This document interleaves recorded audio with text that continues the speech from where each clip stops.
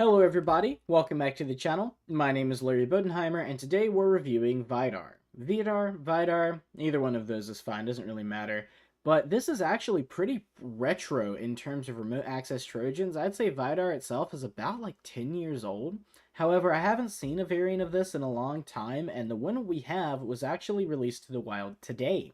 So I figured I'd go ahead and review it now. Before we review the malware itself, though, let's take a look in VirusTotal. This only has 9 out of 71 detections, and if we go to details, we can assume that this was released to the wild about 2.5 hours ago and some change. 9 detections is pretty good for malware. However, I'm not going to hold any companies that haven't detected it accountable, because I'm fairly certain that this malware has been packed. And if you're not familiar with what packed malware does, it basically either compresses your program or it compresses and then encrypts it, and once you run it, it decrypts itself and splays out its own code on the fly. Which I'm also led to believe that because the popular threat label is file rep malware and runner. And runner is a backdoor.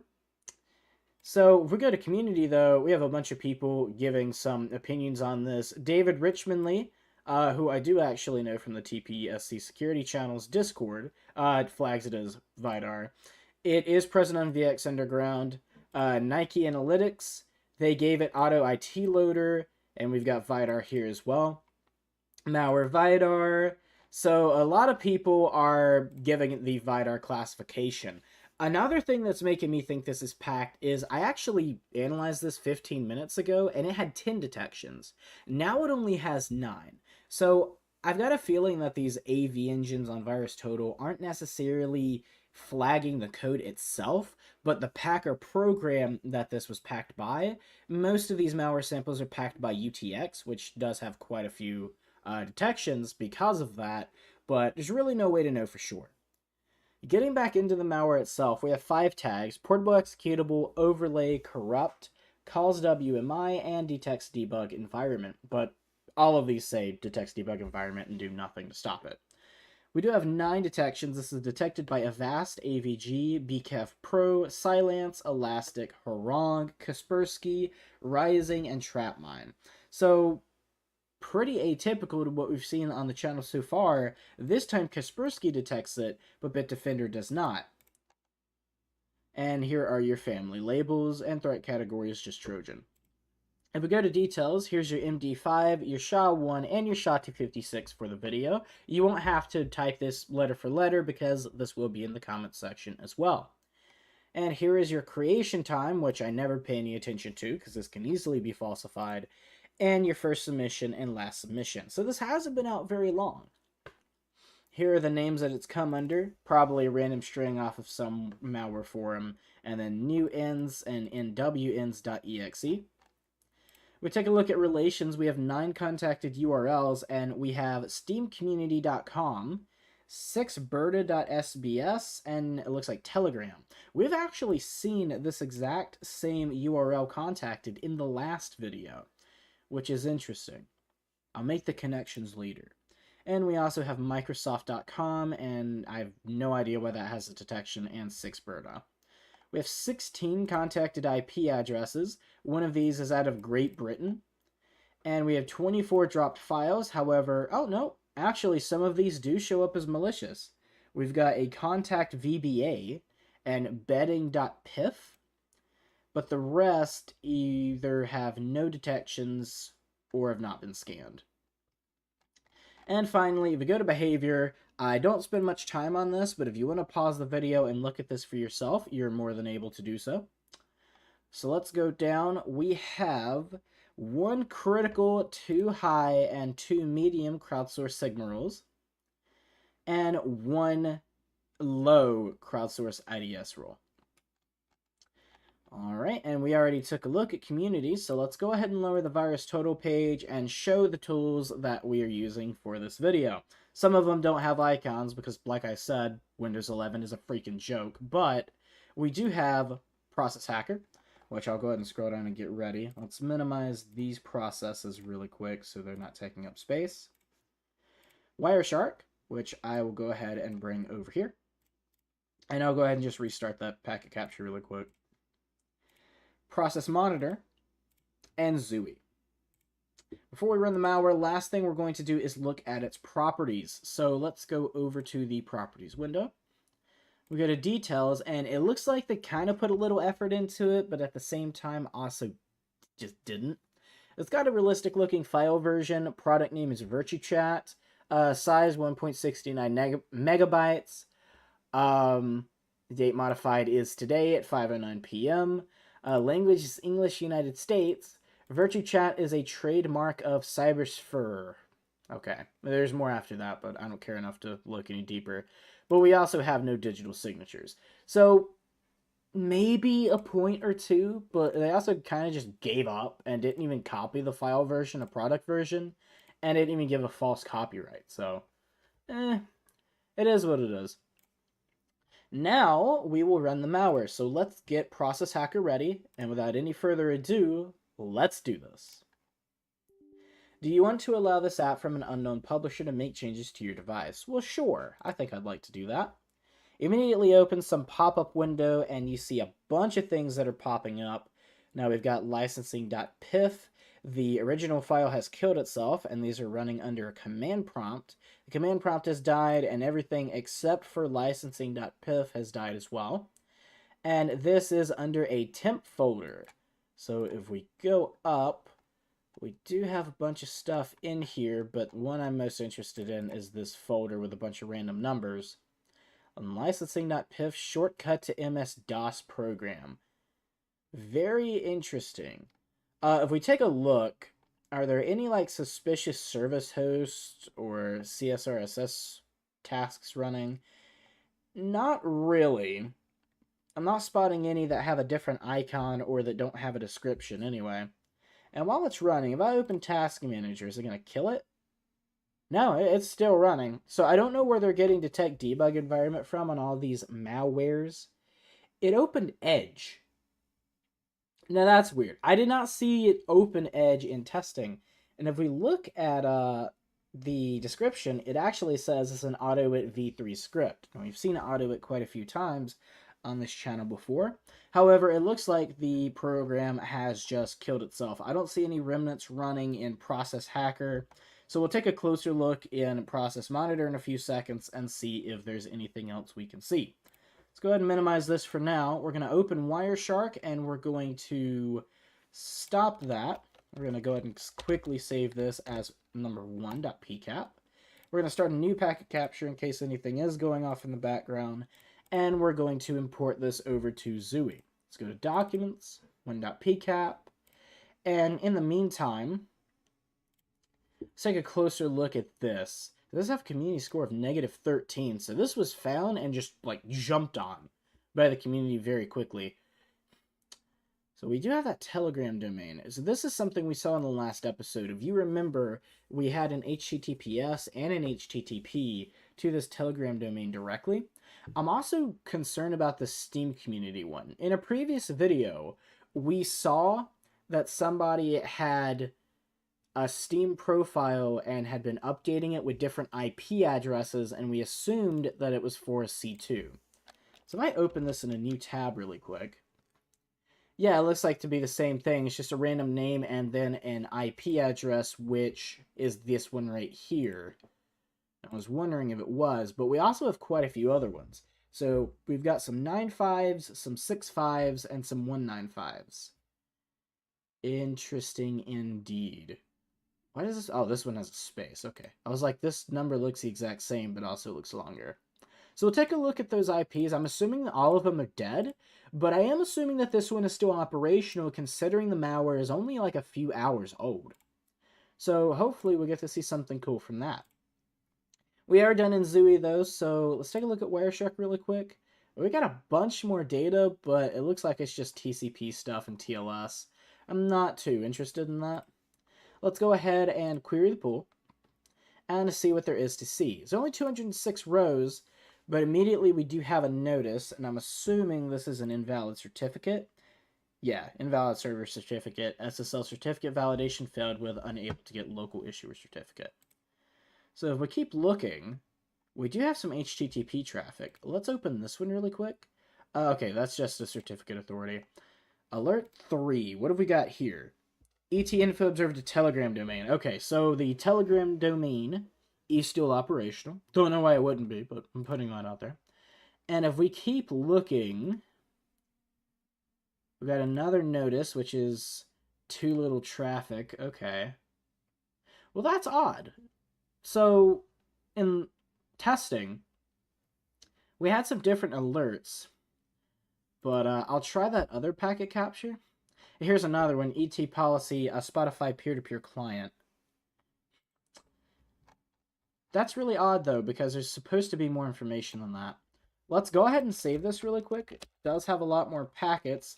Can't guarantee that it does actually have anything to do with the malware itself, but I definitely want to take a look. And while we're querying this information, let's go see if we can't find this IP and what it is doing. So I'm going to go ahead and open a new window. Let's open 2 really quick so I can just type back and forth. Let's do...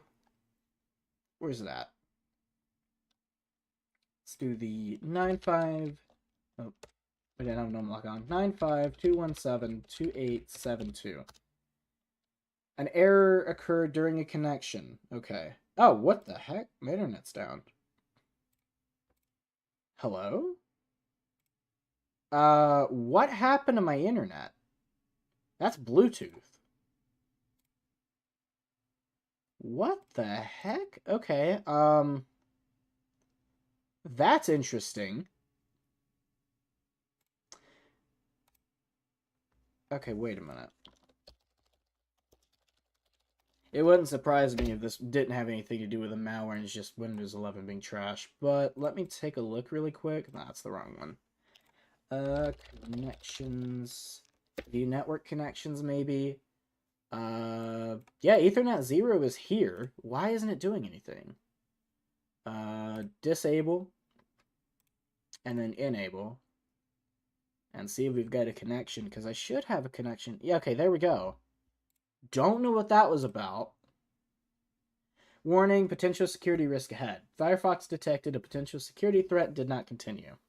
So if we go to if we go to advanced, it uses an invalid security certificate.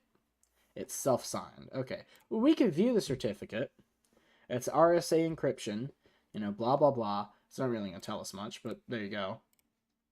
And let's accept the risk and continue. So if we do that, it just takes us straight to Google. Okay. So it probably has something set up to detect stuff like that. But this is almost certainly, or not even almost certainly, it definitely is the C2 server. So that's interesting enough. If we run that through abuse IPDB as well, let's copy that IP. I can't. It's not going to let me. Okay. 95.217.2872 and check. It's not found in the database, but it's from Finland. Interesting. Greetings from Finland. All right. Fair enough. Well, let's pull up that community profile and copy one of the other ones. So this is the first one that was associated with this malware. We put that through abuse IPDB really quick. It's not found in the database. And that's not too surprising to me because this malware is so new. But, let's go ahead and try that. And this probably is not going to pull up anything because I'm assuming these IPs are not being used anymore. Yeah, that's just infinitely loading. It's eventually going to time out. Let's try this one. Go ahead and open a new tab. Try to connect to that. I'm going to try to connect to all of them, but I'm fairly certain that we're not going to get anything other than what we got from the newest one. Oh, that one took us back straight to Google too. So, okay. So this, let's go back. This IP and this IP, they're both still operational, but I'm assuming these are going to time out. These aren't being used anymore. Matter of fact, if they were going to do anything, they would have done it by now, so there's no point in even trying. I'll run this last one through abuse IPDB as well. This one's out of Germany and was not found in the database. Okay. Let's do a who is for the newest one. I'm assuming whois would provide the same information for all of them, so I'm only going to do one. And we have, what have we got here? So it's Hetzner Online, Gunzenhausen, Germany. I'm not entirely sure where that is. Not much information. Okay, that's fine. I've got a feeling this isn't going to give us a lot, whois, for most of our videos, but, you know, you'll get the diamond in the rough eventually that'll tell us something. Go ahead and maximize this. We don't need both windows anymore. And let's close network connections. Okay, and let's open Zooey, because it's surely done. Yeah, let's query the pool and see if there's anything else. Oh, we have a bunch of alerts now. Okay. There are only tier 3s. Suricata, app player, wrong direction. I got a feeling it's going to be the same for all of them. Okay. So no big deal there. Suricata. Suricata. It's really not going to show the alert, is it? No, it's not. Okay. So what I was... Oh, there's that peer-to-peer client again. But what I was going to say is earlier it was showing an alert 1 and an alert 2. And what it was doing is it was searching Microsoft directly, and it was trying to pull a portable executable off of some kind of website, and it was alert 1 and alert 2 specifically.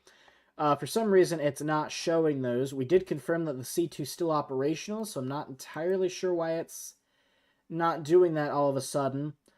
But let's go ahead and open Process Monitor. So we're going to do 2 filters. The first one we're going to do is operation is create file, and then we're going to do process name is newins.exe. And this isn't going to be the only one that we're going to search. We're going to search quite a few of these, but we're going to start with the host process and figure out all of the child processes, whether they were deleted or not, and then we're just going to see what we can see. So I'll ignore the DLLs unless they say name not found. Let's go ahead and just, let's close that for now and maximize this. And expand the path. So it did delete its prefetch, unfortunately, so we won't get any information from that. That is a huge name, but okay. A name not found, name not found. We got a shell folder, okay. That's fine. Name collision with caches, local temp. Okay, I'm not seeing much. We do have quite a few events, too. So, decided submitting. There's a ton of these. And it says name not found, so it was most likely deleted, but I'll jump to temp and see if we can find anything anyway. So let's do C users, gotta make sure I type it correctly, elect app data local temp. Okay, we've still got that folder, and that licensing file is still here as well, which is interesting. Win11 debloat, yeah, that's fine. I'm not seeing... I see accent, Berry, Bloomberg, jewelry, lung. Okay. That doesn't necessarily have anything to do with the malware, but it's definitely interesting. Let's go ahead and close that, because unfortunately that's not going to give us much information. Accent, efficient, camcorder center. What? Okay, wait. Please tell me that's still there. It is. What the heck is that? Gelgavi? It probably wrote to it and then deleted all of the information that was on it. But yeah, here's another one. Efficient scheduling. Skyhaven or Skihaven. That's very interesting. Okay. Camcorder center, name not found. Oh, you got a bunch of stuff. Okay. Dirt, labor, plans, Barry. Yeah, Barry and Skihaven. We saw those earlier. Staying, Jersey Revenue, Greg. Okay. I'm not entirely sure what all that is. IPAC surfing, but it's very interesting. PowerShell, OpenSSH, discretion, farming, charming, omissions, powers, meeting lab. What is with these names, man? Satisfaction entity. And there's a bunch of these. Victory, ignore, Guam vote point. Okay, these have got to be some kind of programs, and it's using like a word base to just assign random words to a file so that AV companies aren't picking up on it. This is very, it's very interesting. Youth Receipt, Bloomberg, Lung, Lee, Anyway Flashers Fantasy. Okay. CVS Soap Assists Biz Query Good. Yeah. Okay, this is a lot funnier than I was expecting it to be. Adverse Eyed Appearance Export Gourmet. I thought I said gourmet at first. Residence Continental Skiing Ashley Boxing Purchase. Unfortunately, none of these are still here. But okay. iNet Cookies, so it's looking at my cookies, that's fine. Kate Proteins Trader Av Deadly. And that's it. And it finally closed itself out by opening itself again and then closing out entirely. I'm gonna pull a random one of these. Actually, I'm gonna do this. I'm gonna pull one, and if it doesn't show anything, then I'm not gonna go any further with it. But if it does, I'm gonna pull two and see if they do the exact same thing or something different. Let's go ahead and open a new filter. I would report this as well, but it looks like it really is just a random file name generator, so there's no point. Let's go ahead and remove create file first. And then I'm going to do... That's a really long name. Let's do something else. Let's do habits. Habits. Alright, apply. You do not add the item you're editing. Yeah, go ahead and do that. And this may not show anything. These may just be folders with nothing in them, right? But you never really know. Yeah. Okay. They didn't have extensions either. Which is so weird. Huh. But it didn't pull anything, so fair enough, I guess. We're not still running Wireshark. Tell you what, let's take a look at HTTP traffic really quick in Wireshark. And there's nothing here. No HTTP was captured from that. Okay, then let's go back to 1.pcap, query that again, and take a look at some of these HTTPs. I'm only going to look at a few of them, because they're probably all certificate authorities. Yeah, Microsoft Crypto API, that's not even close to HTTP. GoDaddy, certificate authority, GoDaddy. So, its traffic is not being sent over HTTP, which is a crying shame.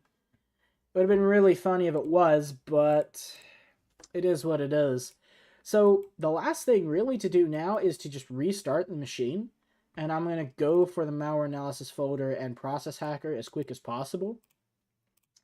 But I don't think there's much else we can do. So let's restart the machine. I don't think I'm forgetting anything. No, I'm not.